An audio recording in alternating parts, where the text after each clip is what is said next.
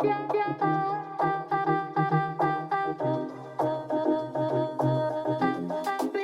disregarded all advice and learned the hard way that in Argentina, your money can go more than twice as far by just a few simple tips and tricks. Simon Kuznets, the winner of the 71 Nobel Prize in Economics, famously stated that there are 4 types of economies: developed economies, developing economies, Japan, and Argentina.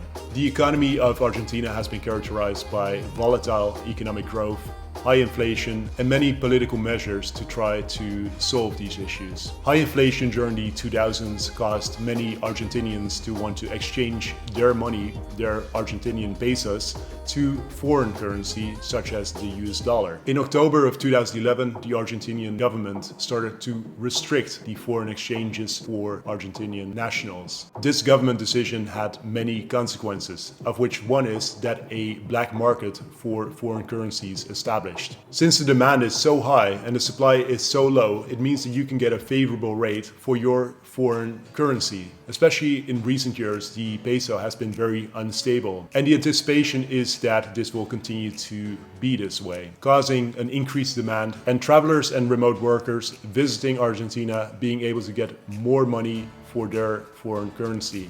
Like in any other country, there are essentially 4 options of getting money out. 1. Withdrawing cash. 2. Paying by card. 3. Bringing cash and exchanging it here. And 4. Using services like Western Union to send yourself money. Now let's talk about the first option, which is by far the worst option: withdrawing cash from an ATM machine. When withdrawing cash, you get the official rate, plus you pay a transaction fee.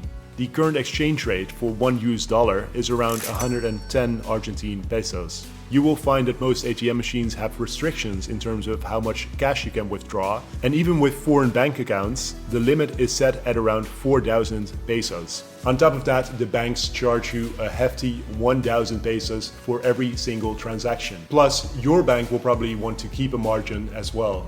The second option you have is to pay everywhere by card. This is what I had been doing my first week here. Since I'm using the app Revolut, I usually get the best foreign exchange rates. But of course, Revolut is obliged to use the official government exchange rate. Whilst it does scrap the bank fees, you still get a mere 110 peso for your US dollar.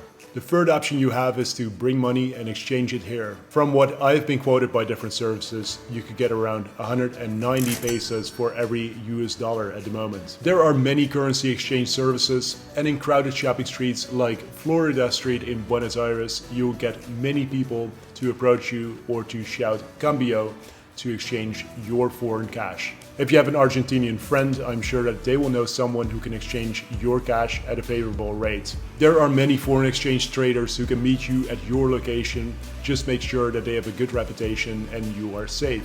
The advantage of this approach is, of course, that it is very convenient and easy, and there are no transaction fees. The fourth option you have is to use Western Union, which is probably the option that I would recommend.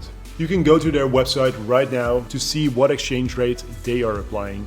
This will be more in line with the unofficial blue dollar rate. I was able to receive over 235 pesos for every euro I send myself, which in US dollars is still around 200 pesos. In other words, around twice as much as the official exchange rate.